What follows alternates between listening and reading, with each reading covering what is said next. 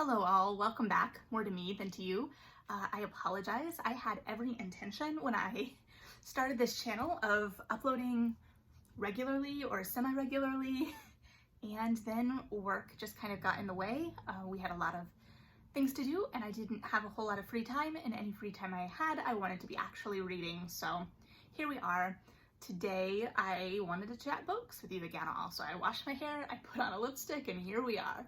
I do apologize. We have my bookshelves in the background, but we also now have my workspace. I live in a studio, so everything is very compressed and I work from home now. So here we are. I did actually about a month ago record a whole video that I never uploaded or edited about a lot of the books I purchased during the lockdown in Chicago, from indie bookstores in particular, because right now I just have been feeling a lot about, my responsibility as a reader and what that is. And I guess that's part of kind of what I wanted to talk about today, is just how we're all viewing our reading lives.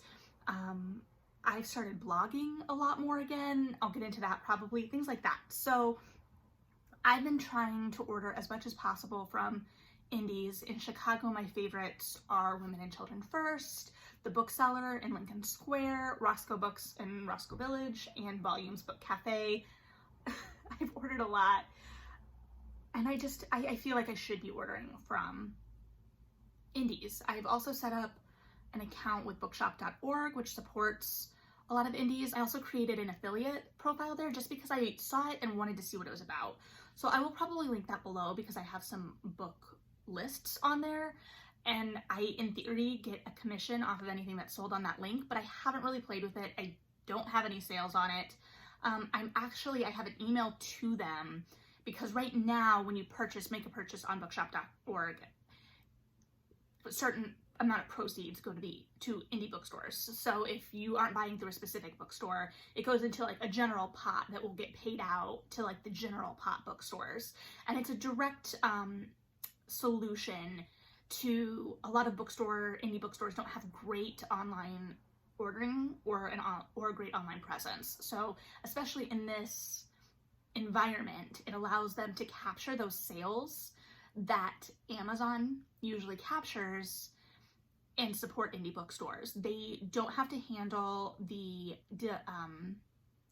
distribution, so it's directly through, I think it's Ingram, or basically bookshop.org deals directly with the fulfillment of orders. So it saves bookstores a lot more there. So they get a little bit less of the cut, but I have been following the dialogue around it, and a lot of people that work at indie bookstores have said that it has really helped them. So what I guess I have out question-wise to them is by setting up this affiliate program, because there's a pretty decent commission if it works. And again, I don't know what will come of it. I'm just playing. I want to make sure that indie bookstores are still getting their cut, like, essentially. So, but I'm all for Amazon alternatives. The prices are higher than Amazon, as they would be at an indie bookstore. But I want to make it clear that there's a lot of shady stuff with Amazon pricing, and I think ethically we all have seen a lot of what's going on, and it's just not a company I want to support as much as possible. There are limits to everything, but now that there's this other route, I try to go with it as much as possible. Obviously, you can still order through all of your indies, if they have the capability. All of my orders have been through my stores direct, whether it's a ship to home, whether it's a pickup. I have a book sitting at the bookseller that I need to go get, but I just don't know, things are changing at all times. Or whether it's pre-order, I've done a pre-order at booksellers so that it can be shipped right to me. I paid for it when I checked out, so they get that money immediately. I'm supporting an author that I love immediately. I pre-ordered Mexican Gothic. And of course the author I'm blanking on right now. Because whatever, but Mexican Gothic will be on my list on bookshop.org. I've got like a shelf for anticipated reads, so it's basically anything that I'm really excited about that's coming out yet this year, as well as like 2020 favorites so far. It's just fun for me to make lists, really. So I just want more ways to share books that I love. And that's what it comes down to, is that these are books that I love, or authors that I love, or things that I'm already really anticipating, and I want to support them. And I've been trying to buy as much as possible, but obviously that's limited. So upping my conversation about books helps too. So that's why I've gone back. I will link my blog below. It's like just a free WordPress, I believe. So it's not, any ads you see on there are not me. They are the free domain. But I just want to talk about books. It's a weird climate, and I recognize that I'm kind of in a better position than a lot of people right now, mentally and, I don't know, physically, I guess. I'm single, I live alone. For a lot of people, that probably sounds like a nightmare right now, but for me, the idea of having to deal with another person is kind of a nightmare. Like right now, I can just kind of go about my business. If I have days where my anxiety spikes, I'm alone, I can deal with that alone. I don't have to worry about hurting someone's feelings or someone encroaching in my space and me freaking out. That sounds extreme, but just like I have the space to deal with it. Also, my coping technique is reading, and so I have all of the time and space to do that. I still don't have as much time as I would like. I'm very fortunate in that I'm still working and I'm busy in that way. So it's just, you know, all of my free time other than all of these Zoom meetings or calls or hangouts or what have you. So I've been trying to read as much as possible, review as much as possible, talk as much as possible. And I guess I'm just kind of interested in where other people are at.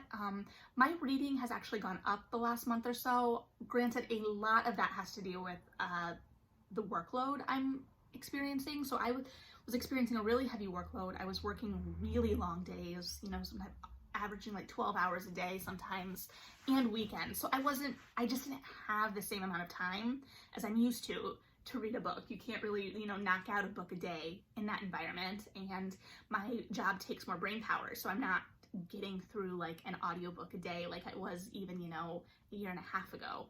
So my reading was down. I actually adjusted my like goal for the year from, well, it usually has been sitting at 200 books the last couple of years because I've been hitting that. And this year I kind of took a step back. I joined a gym, which, you know, is going great right now, and just knew that I would have, or was having some goals that weren't necessarily reading related, so I pulled that back to 100, and I have noticed, you know, I'm kind of mentally going back up. I don't think I'm gonna hit 200 no matter what I do at this point, but also like mentally, that's kind of just where my brain goes, is like, this is a thing I can do, a number, and it's not just about a number I can hit, because I want to be reading these stories. I love them. It's not, I don't consider them just numbers. But in a way, it feels like, okay, how can I support as many people as possible? I want to support these authors. I want to talk about their books. Yeah, so I've been trying to read as much frontlist as possible, or as much that has come out in 2020. I've been doing some backlist too. I don't know where I put some of it. Basically what I've been doing is I have this stack over here, and a lot of this is things I've ordered since lockdown, or picked up before lockdown. Lockdown obviously isn't an official term. So I've got this huge stack, but then also I've just been kind of like adding books from my shelf that I haven't read yet as I go. So like this weekend I'm hoping to do Call Down the Hawk, which is embarrassing because I have a doodled edition. Like I bought one of the doodled pre-orders. But yeah, so like, what did I finish? I finished the bromance book, not the Bromance Book Club, Undercover Bromance last weekend, and then I immediately took this copy of The Nightjar that I still haven't read and put it on the stack. But then there's new stuff on here too. I guess I can do like a peek of things. So I ordered Himself by Jess Kidd, which is obviously a paperback, which is different for me in some ways, but I read Things in Jars earlier this year, and it was one of my favorites of the year so far. I actually gifted a copy to my friend Mandy for her birthday because she was really excited when I told her that I was reading it, because she loved Himself. She actually bought herself a copy too, which I knew was a risk because like we're in luck, she didn't have anything to do. So she bought herself a copy. Mine came after. I also got her Red, White, and Royal Blue because she hates romance, but said that that was a romance she would consider, so I got her that.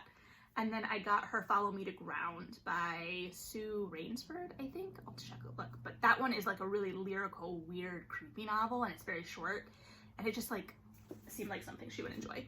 So she has gifted the copy of Things in Jars I got her to another good friend, Emily, and she was like, oh, this means we might be able to read it in book club. So anyway, that is my Things in Jars story. But it's a hot ticket item, and you probably want to read it.